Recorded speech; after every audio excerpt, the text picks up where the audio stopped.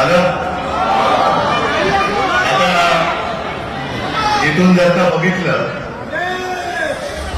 तर मला तुम्ही नुसते शिवसैनिक दिसत नाही आहात, तर पेटलेल्या मशाली दिसत आहेत.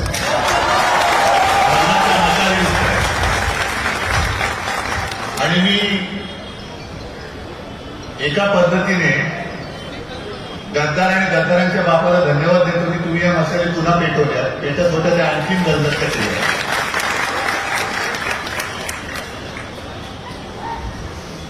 मी परवाच्या आपल्या वर्धापन दिनाच्या दिवशी जे बोललो आणि ते मी करणार आहे, सुरुवात इथून करतोय की जिथे जिथे गद्दारी झाली तिथल्या मतदारसंघात जाऊन मतदारांची मी माफी मागतोय, अशीच तुमची पण मागतोय. कारण तुम्ही माझा आदेश मानून जो उमेदवार दिला त्या उमेदवाराकडे न पाहता शिवसेना या 4 अक्षराकडे पाहून आणि मशालीवरती लढणारा उमेदवार म्हणून अक्षरशः रक्ताचं पाणी केलं आणि निवडून गेलं. साहजिकच आहे, उमेदवारी मी दिली होती त्याच्यामुळे ही चूक माझी आहे आणि त्या चुकीबद्दल मी तुमची माफी मागतो. हे अनुभव गेल्या 60 वर्षातले.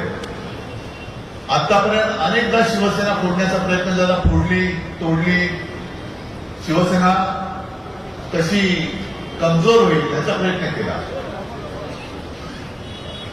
आणि जे अनुभव आले ते अनुभव तुम्हाला सगळ्यांना माहिती, कारण तुम्ही या सगळ्या वाटचालीतले साक्षीदार नव्हे, करते करविते कट्टर शिवसैनिक आहात.